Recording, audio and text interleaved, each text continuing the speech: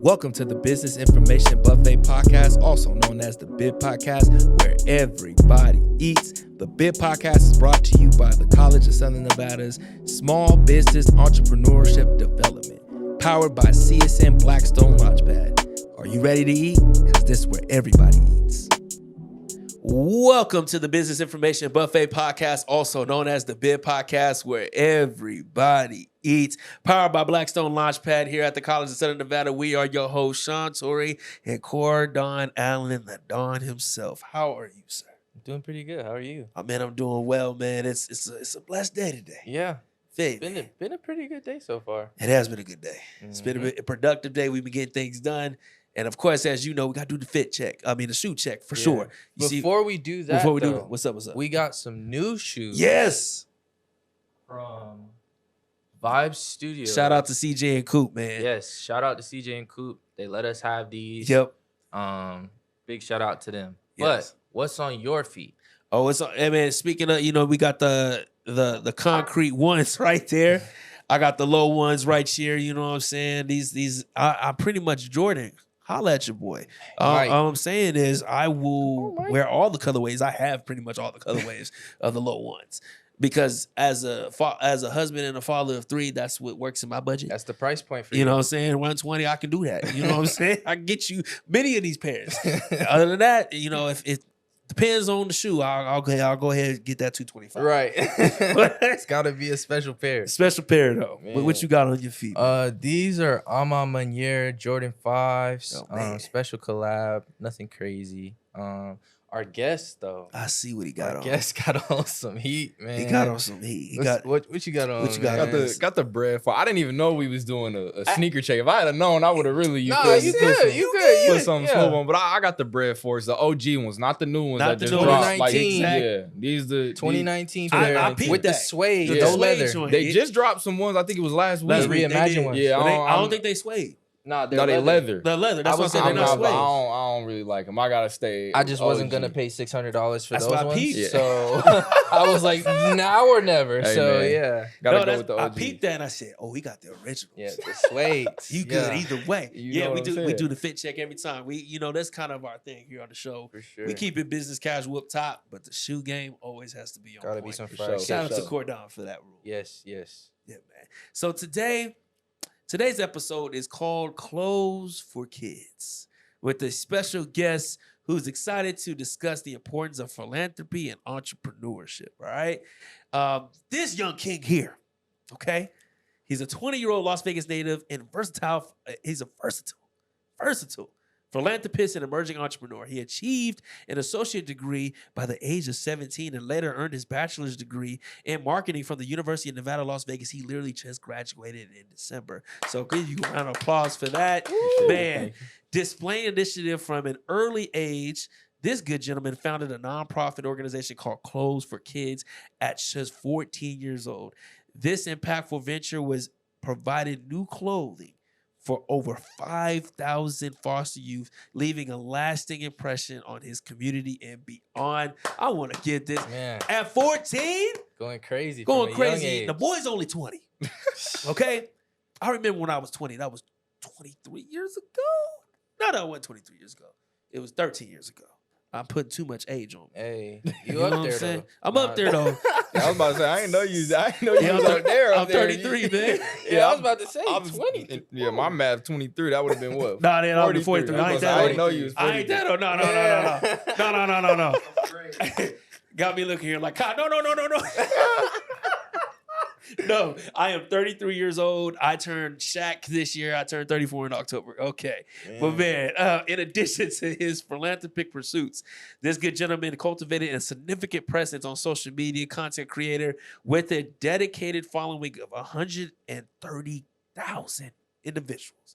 He utilizes his platform to inspire people of all ages and reach their fullest potential, and that's a fact. Because when he drops a new video, I'm just intrigued by the editing skills and the quality of the camera. Okay, and through collaborations with his esteemed brands such as Coach, Samsung, Amazon, and IKEA, this good gentleman influence extends beyond the digital realm, creating meaningful impacts in both online and offline spaces. Man. Now, everyone in the place to be, ladies and gentlemen, the future of Las Vegas. I said it. The current philanthropist, the extraordinaire, Nijel Murray. My brother. What's up? Thank you. Come on. How you doing, brody? I'm doing good. I'm super excited to be here today. Appreciate y'all for having me on the podcast. I've been wondering when I was gonna get on. You gonna get you on here. But I made it. I'm here told today. you we was gonna get you We on was here, gonna get man. you on this. First of all, he up here being modest. He the one who over here. We glad we got you. Right. You helping us out. You the man out in these streets. Not only this first of all, when you get to the White House, I mean, you already went. If you didn't see this, look right. If you see this image right here, this man was at the White House introducing President Biden and VP Kamala Harris. Oh my Man. goodness! First of all, salute to this good brother. Okay, he shut the whole White House down. At this point, they were like, "How can we get you?" That's what they were. I seen it. I see the pictures. I seen what happened, man. So please tell us, man, how you doing, brother? I'm doing real good. Just kind of going through this transition. Just recently graduated college, so just going strong in all of the different baskets that I have. But yeah.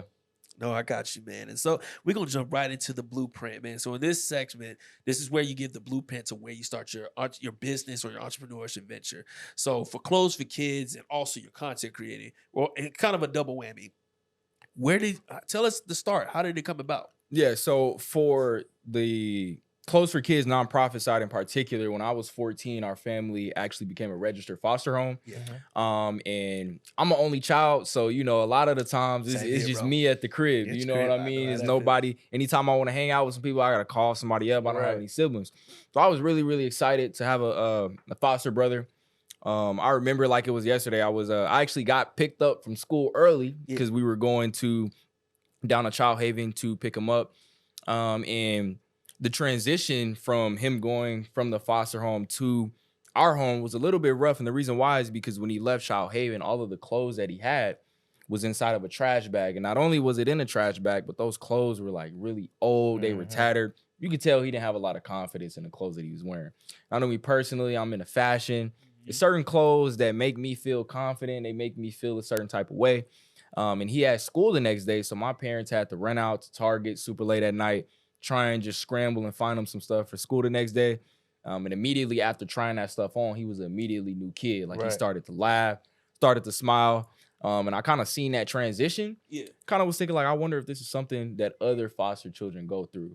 And after doing a little bit of research, I came across this was something that happened very, very consistently. And from there, that's how I got the initial idea for Clothes for Kids. That's admirable, bro. That's super dope. So so you went. That's how and it's been going on since you've been 14. You've kept the business sustained. Correct. Yeah. So I'm 20 now, so I've been doing it for 6 years. Man, at 14 years old, this man at 20, and he has his bachelor's degree. Do you plan on getting any more degrees? Or are you good? I don't know. I'm. Sometimes I can fight both arguments. I want to, but then at the same time I don't as well. It just really depends on what path I go down. But I won't say no. No, I'm open minded. You know what I mean? If it makes sense for me to go back and get a master's, I for sure will. Okay, because you do that, and then you also not only you content create, you also work for the Las Vegas Aces, right? Yeah. So over the last 2 years, I had a marketing internship with the Las Vegas Aces. Very, very grateful to be granted that opportunity. I actually got that opportunity through my nonprofit. So the Aces donated a bunch of resources to Clothes for Kids. Yeah. And me just kind of using that, entrepreneur network in mind, I told the director of marketing, actually the chief officer of marketing, kind of told her, hey, I'm a UNLV student majoring in marketing. I'm looking for a marketing internship. I don't know if you guys offer that. She was kind of like, we don't have an internship, but we'll try and, sort something out for you. So about the next week, went into the office and just kind of started shadowing her, and was able to learn a lot of the game. And now that I graduated, I'm looking to go full time with them, hopefully, in the marketing. So very, very excited about that potential opportunity as well. That's a blessing, dog. And then now you do that, then the content creating. Yeah. How did all like no? Yeah. Tell about that too. What's Yeah, going so on there? in terms of the content creator, that's actually it's a long story, but I'll kind of shorten it. So it starts back in middle school, right? I've always been into fashion. Like I said, I've been into the shoes, been into the clothes. And I had a friend that every single Saturday, he always had the freshest shoes on, the freshest kicks. Anything that dropped, he had it. Mhm. My parents, they wasn't spending, $100 something Right. dollars when I'm in middle school on some shoes that I'm not gonna be able to fit next month. So I'm thinking, I'm how do I get these shoes, right? I want them. If I want these shoes, I got to get them myself because I know Right. Pop's not buying them for me. So started kind of doing research on shoes, came across sneaker reselling, right? Started doing that, started going really, really great. I started off with only being able to buy like one pair of shoe a drop. By the time I stopped, I was buying 30, 40 pairs of shoes per drop. Right. Originally, or after some time, it got to the point to where I realized I didn't want to open up a shoe store. It was taking up a lot of my time. Right. But I still was in love with the shoes. I was still, because that's how I was getting my shoes. The shoe would drop on a Saturday. I would buy 6 pair of them. That would make up for the one that I kept, right? So I was able to get these clothes and these shoes for free. But once I realized, I need to start investing my time in other avenues that's going to be further into my future, had me back doing some research on how do you get free clothes, how do you get free shoes. Came across content creation, where if you build a online presence of so many followers, these brands will start to give you these clothes, and not only give them to you, actually pay you to promote them. Mhm. So that's kind of how I got into it. So I've been doing that for about 2.5 years now. And all did this at 20 years old. And you know where I was at? You and I struggling. 3 jobs. What was I doing? Man. But it don't matter, because guess what? His path is leading him to where God wants him to be. Exactly. And that's where everyone's path. And I think that's something you have to understand. You tapped into that very early, and I'm thankful for you to share that journey with us, good brother. Because now I'm going to pass it off to my man Cordon, because we're going to go to business on the fly. Okay. Yeah, so business on the fly, we're gonna ask you like some either or questions based on preference, and just give us your answer and then tell us like why you chose that answer. So the first question is gonna be 501c3 or 501c1.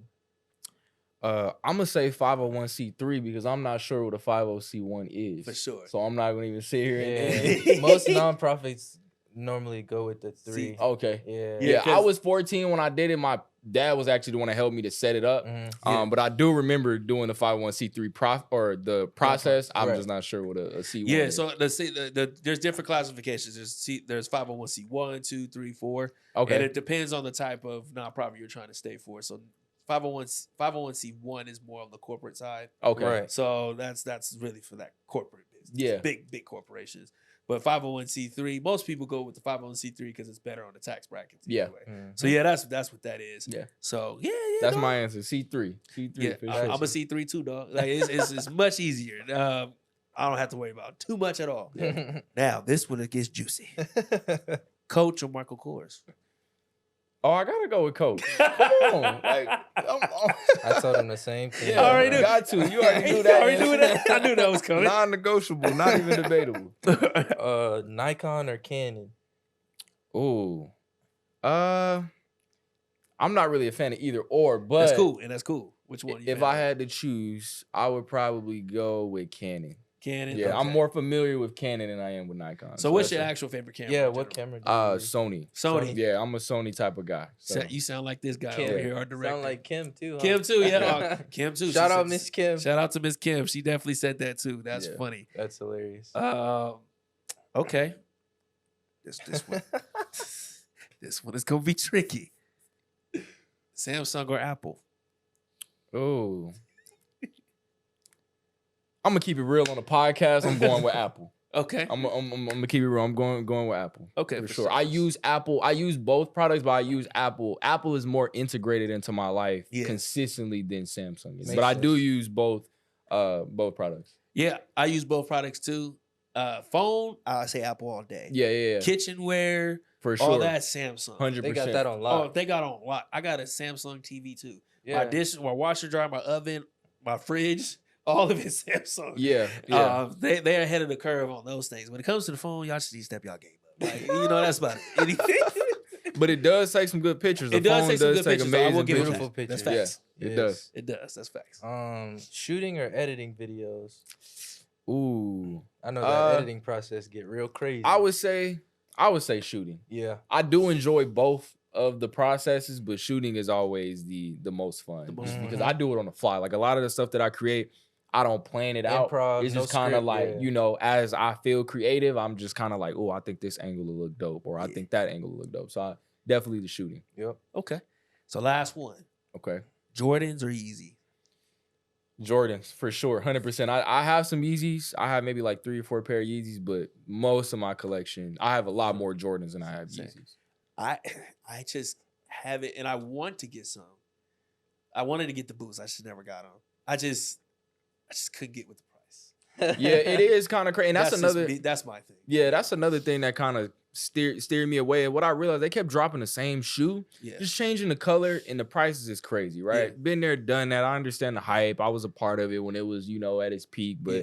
you know, eventually you get to a point where you realize like these shoes really are not that fly to be paying this amount of money No, for. no. Now there are some I will say are like staples. Yeah. Like you got your Yeezy Wave Runners. was.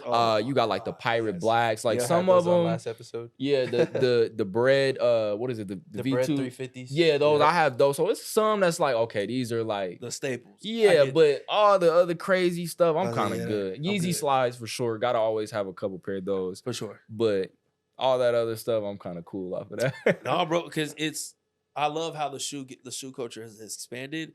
It's just, hey, and I can admit, because as much as I make good money, but at the same time, for me, I'm like, that's not worth the investment. That's kind of where I'm at. for Like, sure. it's one of those things like, man, I gotta get my backyard fixed. Right.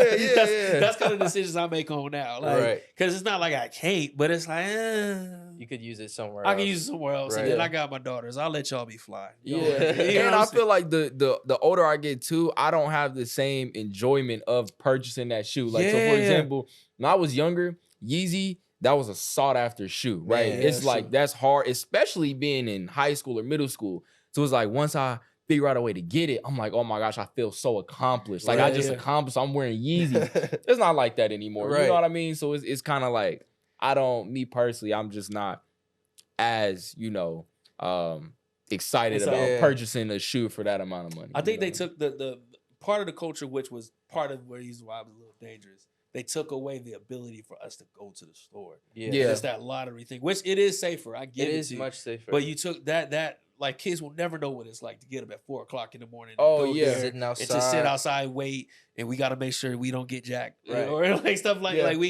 It was a culture like that. That's how I met a lot of folks I went to high school with. Was at the mall before we started school. Yeah. Getting the cop. And I remember when the Burgundy 5s came out and like the limited edition joints. Right. The ones that ain't dropped That ain't since dropped then. since then. Like there's some stuff that haven't came out since, and there's some stuff they recycled, and I was kind of disappointed because I was like, bro, these were supposed to be limited. Right. Yeah. But I will say Jordans is different. Like they were a lot more comfortable back then because they made them. The to QC back Yeah. then compared to now, it's different.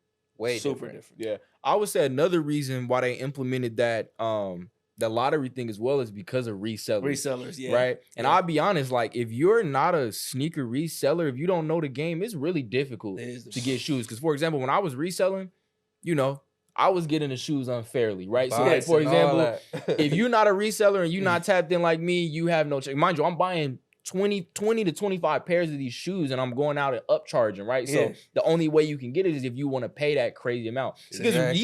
Yeezys, they retail for $220, Yeah, right? But that's a lot of the wild. shoes they go on to resell for $600, $700, People $800. buy them. Exactly. But it's all just marketing and the hype behind Kanye West. Same thing with Travis Scott. Like he makes a Jordan 1 low, turns the swoosh backwards, Yeah. and it's $1,000 shoe. Yeah, it's $1,000 shoe. Crazy. See, this is perfect because we go right to the legend. So the legend, this is the other segment. Thank you for the last segment. But to talk about that, to expand on that, this is where we get into the details of that. So you are a reseller, right? Mhm. This is what really got you on the brink of entrepreneurship. So there's a lot of college kids like yourself who graduated who love the shoe game, who literally love to resell. What would you tell them about it? Because now things are different, especially speaking on the shoe culture or just being an entrepreneur. What advice would you give them now if they wanted to start their entrepreneurship journey?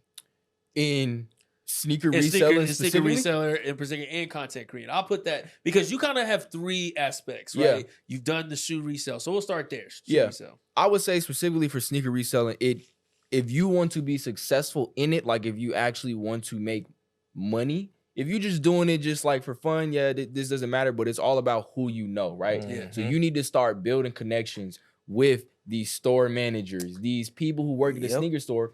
Because I'll be honest, the sneaker resale culture likes to gatekeep, but I'm no longer in it. So I'm gonna give y'all the sauce a little bit. Yeah. You know what I mean? You have to build a relationship with these because that's how I was getting the shoes, right? That's how I got mine. Yeah, I never had to go to the store no more. I know somebody is, hey, the shoes is dropping. I know your store is getting 100 of them. You know what I mean? Save me 2, 3, 4, 5 of them. I'll come get them, whatever it is. If I have to pay a little extra, whatever is the case is. But it really is about who you know. And that's what I would say. If you want to get into sneaker reselling, as well as social media, that's going to be huge. That's how I sold my shoes. It was called MBM Kicks. Had an Instagram page, posting consistently. I would post the shoe. A lot of times I would sell the shoe before I actually had it in hand. So that Friday night before the shoe even dropped, I haven't even picked up my shoes, but all of them are already sold. People have already sent me the money. Right. Saturday, I go pick them up, go straight to the post office, send them out, or I do drop-offs or whatever I have to do. But just learning how to leverage, like, you know, if I want to go buy 20 pairs of shoes on Saturday, but I don't have the money for it, sell the shoes on Friday, get that capital, then go and buy the shoes. So just kind of being real smart, knowing what resources you have, and just being, you know, a hustler and figuring out a way to get to where you need to be. Yep. Man. That's on you. Dog. Man, what are some of like being a business owner and a young entrepreneur? What is like some of the most adversity that you face? That stuff that you necessarily wish you would have known when you started? I would say just to be more confident in myself, right?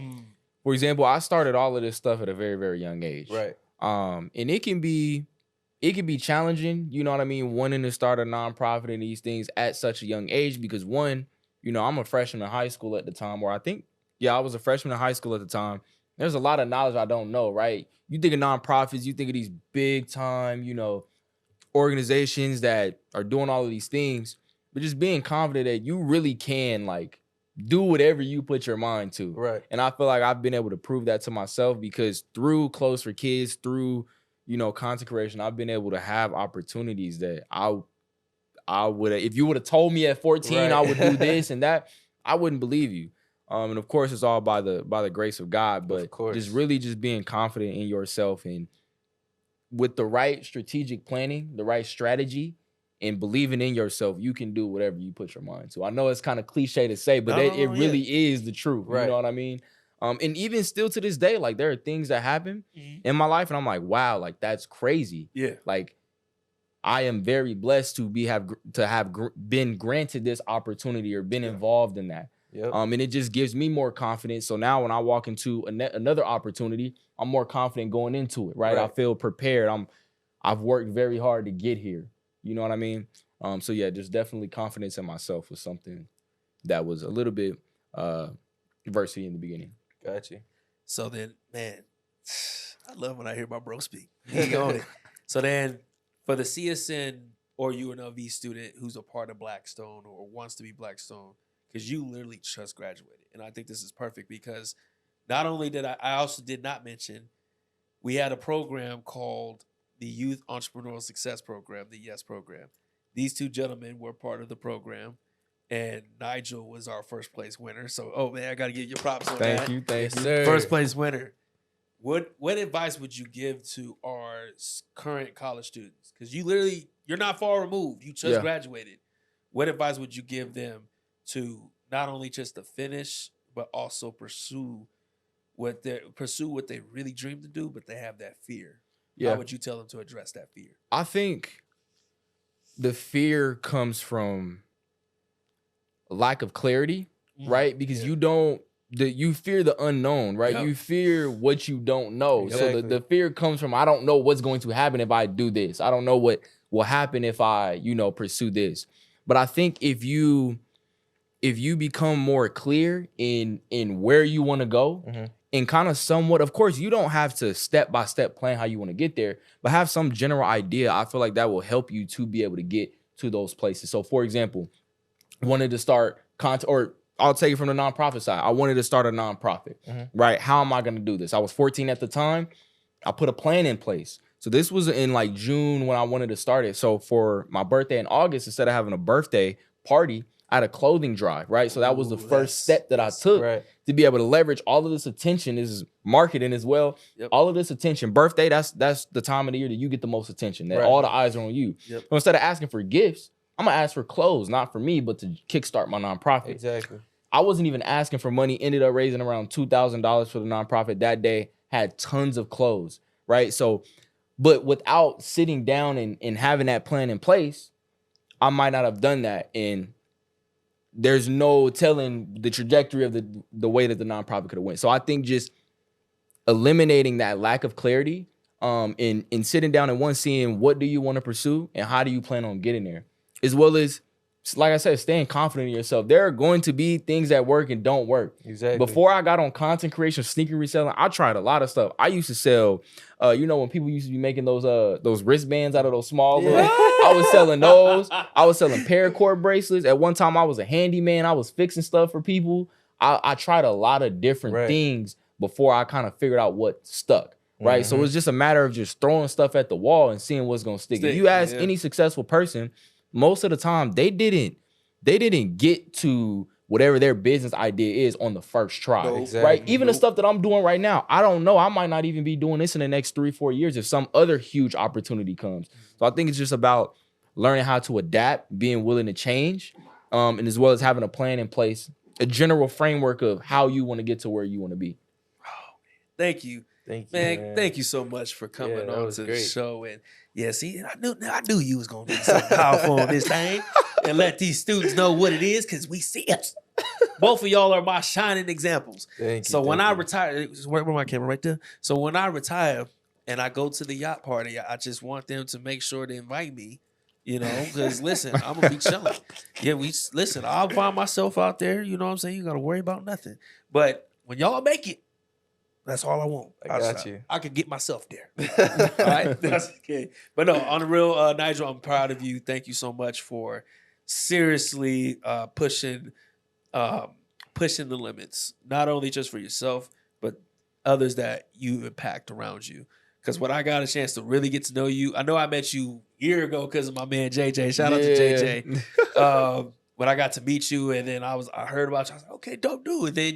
Then Derek convinced you to do yes, and I was like, that's crazy. And then you end up winning. But all of y'all together, the 25 of y'all, were just so powerful, and I can't wait to see what all the things that you guys do. So I'm proud of both of y'all. Thank you. Appreciate it. Thank you. And we're gonna go ahead and hop to our last segment, which is the happy hour. So in this segment, that cup is for you to keep. By the way, cool. That's for you to keep, so you can.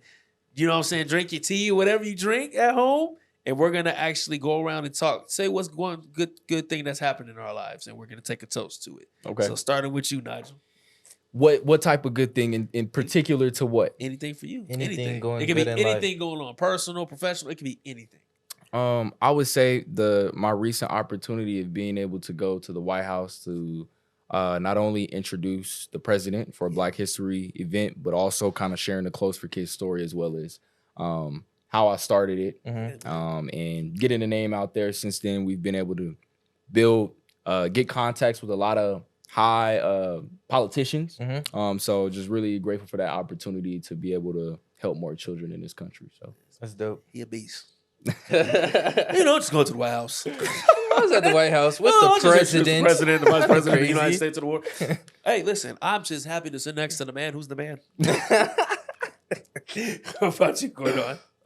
For me, I just recently got my LLC, so just taking steps to making this clothing brand. You got your city license too, right? Real city license, state license, LLC. You got your benefits too? For your benefits. Shout out to Sean. No, shout out to Sean and Shondell. Mr. Shondell shout out Newsom. to Shondell for sure. Big thank you to you, sir, for coming together with Sean and making this program for both of us to, further our business ventures and just having a vision for us and believing in our vision for ourselves. So yeah, that's what I'm thankful for. Oh man. What about you? Honestly, I'm just